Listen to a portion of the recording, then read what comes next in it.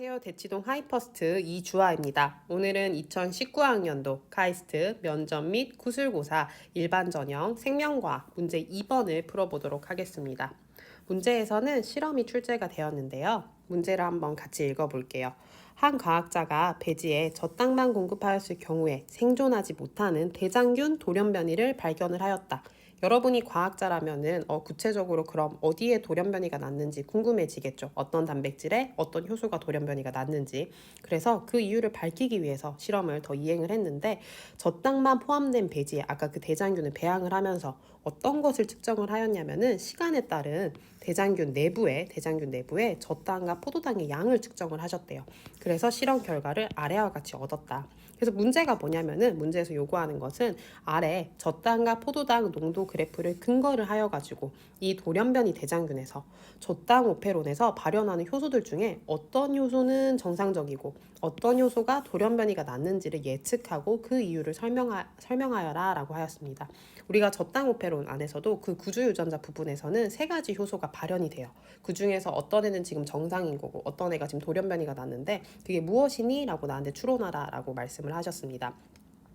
그러면은 문제에서도 제시를 하는 것처럼 여러분이 말을 할 때에도 지금 문제에서는 그래프를 근거를 하여 가지고 답을 하라라고 하였습니다. 그럼 내가 말을 할 때 어떤 말이 나와야 될까요?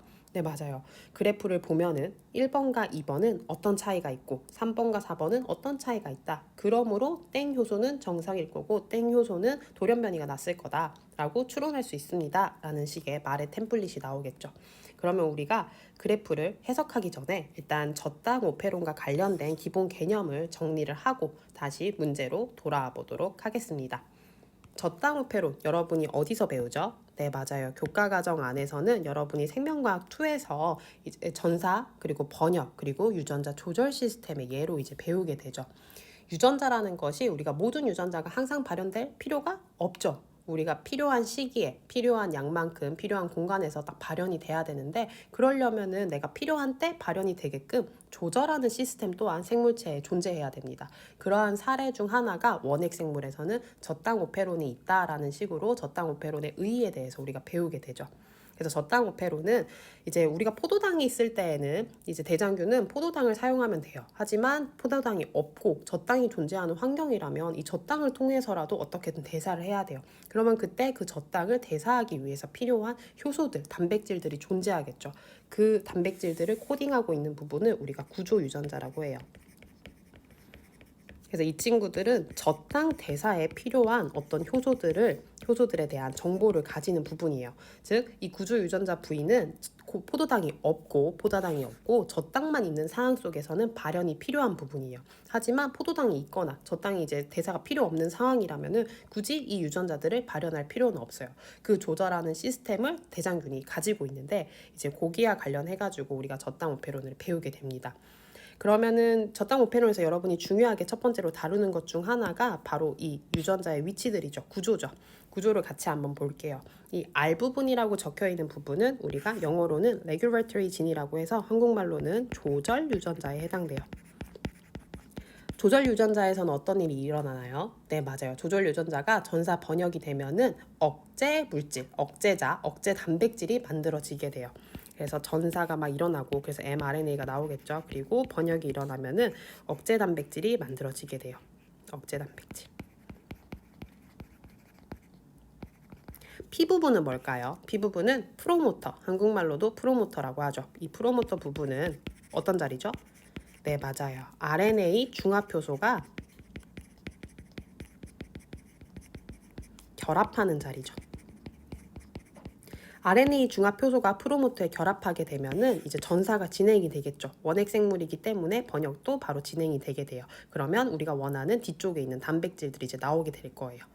O라는 부분은 뭘까요? 영어로는 오퍼레이터라고 하고 한국말로는 작동 유전자, 작동 부위 또는 작동자라고 합니다. 그냥 짧게 쓸게요. 작동자. 이 작동자 부위는 어떤 부위죠? 네, 맞아요. 아까 만들어졌던 억제 단백질이 이렇게 결합하는 DNA 서열 자리를 우리가 작동 부위, 작동 유전자, 작동자라고 합니다. 그러면은 젖당 오페론과 관련해가지고 이 구조를 개념을 베이스로 어떻게 조절이 되는지 한번 다시 살펴볼게요. 아까 봤던 그림은 요 위쪽에 있는데 여기 숫자로 표기를 했어요. 숫자를 우리가 이렇게 지금 구조 유전자에 해당되는 부분이 6번, 7번, 8번인 거고 5에 해당되는 부분 오퍼레이터, 작동 부위가 4번, 프로모터가 3번 그림상에서는 그리고 레귤레터리지는 포함되어 있지 않아요. 왜냐하면 우리가 오페론이라고 하는 구조는 조절 유전자를 포함하진 않아요. 프로모터부터 구조 유전자까지를 우리가 오페론이라고 하죠. 한 세트. 근데 어쨌거나 이 조절 유전자가 발현하는 억제 단백질이 있었죠. 아까는 내가 뭐 이런 식으로 그림을 표현을 했는데 지금 문제에서는 이게 2번에 해당되죠. 그래서 억제 물질이 지금 2번. 1번은 뭘까요? 그림에? 네, 맞아요. RNA 중화표소겠죠. 중요한 건 뭐냐면은 젖당이 있을 때에는 포도당이 없고 젖당이 있을 때에는 지금 6번, 7번, 8번 구조 유전자가 발현이 돼야 돼요. 왜냐면은 이 젖당을 대사하는데 필요한 효소들을 코딩하고 있는 부분이 이쪽이니까.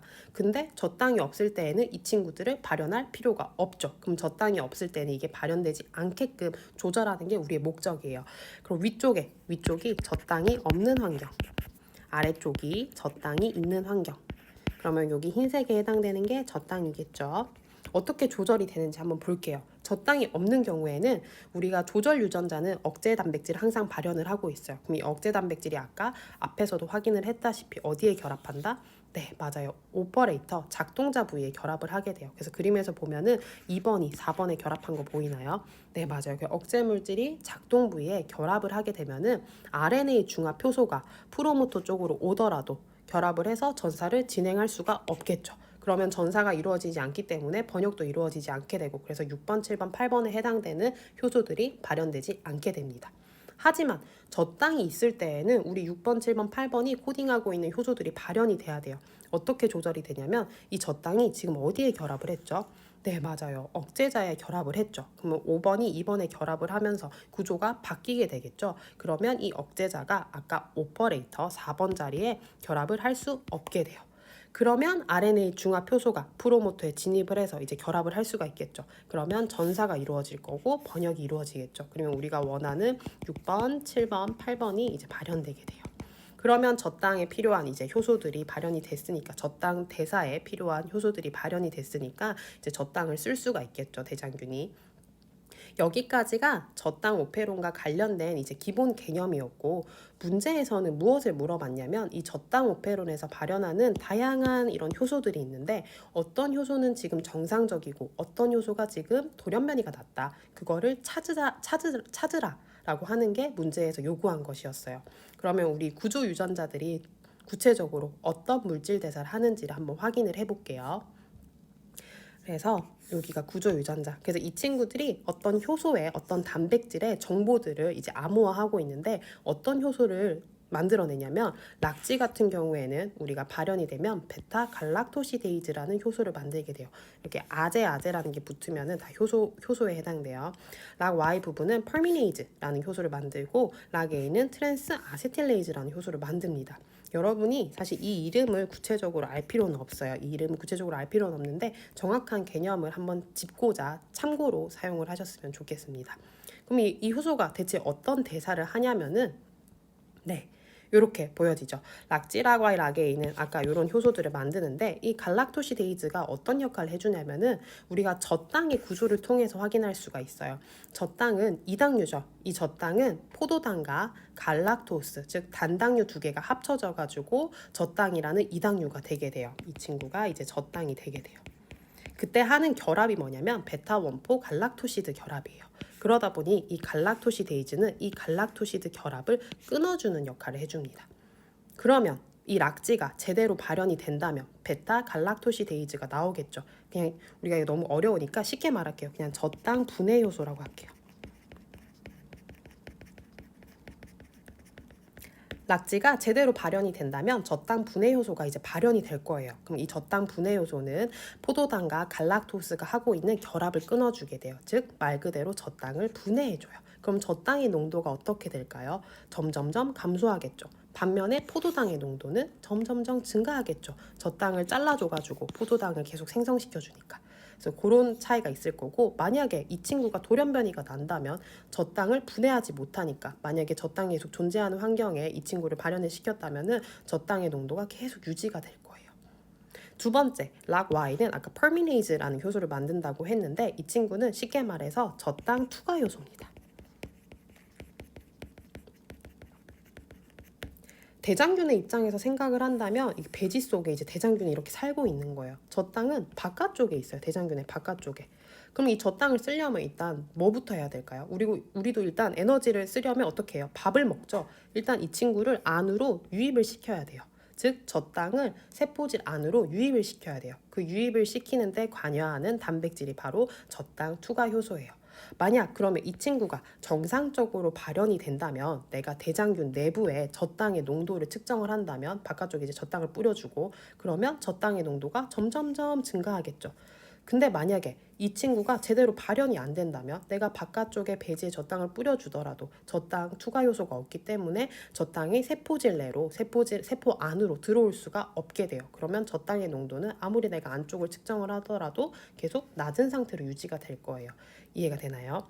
그래서 요거를 개념으로 여러분이 문제에 접근하면은 좋을 것 같습니다. 그리고 락 A는 마지막에 이 친구는 트랜스 아세틸레이즈라고 하는데 아세틸코에이라는 어떤 물질이 있어요. 그 물질을 이제 붙여주는 역할을 해주는 건데 그냥 쉽게 말해서 저 땅을 이제 대사하는 과정 중에 여러 가지 이제 화학 반응들을 할 거예요. 그 중에서 저 땅 분해 시에 어떤 보조해주는 역할을 해준다라고만 생각을 해주면 됩니다. 이해가 됐나요? 그러면 우리가 요거를 베이스로 다시 문제로 돌아가 보도록 하겠습니다. 문제를 보면은 이제 그래프를 베이스로 우리가 생각을 해봐야 되는데 1번과 2번 그래프를 먼저 비교를 해볼게요. 정상 야생형이 여러분이 생각하는 대조군이라고 생각을 하시면 되고 이게 실험군.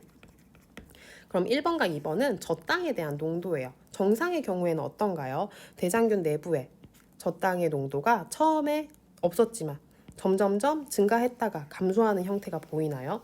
네, 맞아요. 왜냐면 우리가 저 땅 오페론에서 아까 락 Y에 해당되는 저 땅 투과 요소가 발현이 되게 되면은 대장균에 이제 저 땅 투과 요소들이 발현이 돼서 바깥쪽에 있는 저 땅을 안으로 계속 유입을 시켜주겠죠. 그러면 대장균 내부에 점점점 저 땅의 농도가 증가함을 확인할 수가 있어요. 하지만 또 뭐가 발현이 되죠? 네, 맞아요. 락지에서 우리가 갈락토시데이즈, 저 땅 분해 효소가 발현이 되죠. 그러면 분해 효소는 이 유입된 저 땅들을 아까 끊어줬죠. 끊어서 포도당을 생성을 해냈죠. 그러다 보니 지금 정상만 봤을 때에는 처음에는 저 땅의 농도가 이제 증가를 했다가 베타갈락토시데이즈, 저 땅 분해 효소로 인해서 저 땅의 농도가 점점점 감소를 할 거예요. 그래서 반면에 이제 포도당의 농도가 증가하는 걸 3번에서 확인할 수가 있어요. 하지만 우리 지금 어때요? 1번, 2번만 볼게요. 2번 그래프는 앞쪽에는 똑같아. 즉 저 대장균 내부로 저 땅이 유입되는 거는 똑같아요. 그러면 저 땅 투과 요소에는 문제가 전혀 없다라는 걸 확인할 수가 있죠. 하지만 어디서 달라지냐면 지금 이 뒷부분 그리고 3번, 4번 그래프에서 차이가 많이 나게 되죠. 3번, 4번 그래프를 한번 볼게요. 아까 정상의 경우에는 그렇게 내부로 유입된 저 땅들이 저 땅 분해 효소로 인해서 저 땅이 이제 이당류인 저 땅이 잘리게 되면은 포도당의 농도가 증가한다라고 했어요. 그래서 이 포도당이 이제 양분으로 쓰겠죠. 그래서 점점점 저 땅의 농도는 감소하는데 대비 포도당의 농도가 점점점 증가함을 확인할 수가 있어요. 하지만 우리 돌연변이는 어때요? 저 땅의 농도도 감소하지 않고 포도당의 농도도 증가하지 않음을 확인할 수가 있어요. 그럼 어디가 문제가 난 건가요?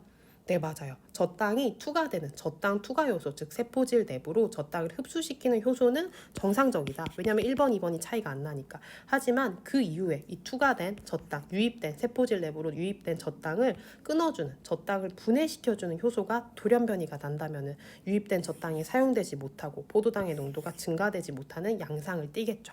그게 이 질문에서의 핵심 답안이었고 여러분이 이런 점들을 활용을 해서 답변을 해줬다면은 좋은 결과가 있었을 것 같습니다. 여기까지가 카이스트 19학년도 일반전형 생명과학 문제 2번이었고요. 저 땅 우페론과 관련된 개념보다는 실제로는 이제 물질대사와 관련된 이해까지도 포함된 내용이었어요. 그래서 여러분이 이런 부분에 대해서 조금 더 내용을 정리를 하고 접근을 해보면 좋을 것 같습니다.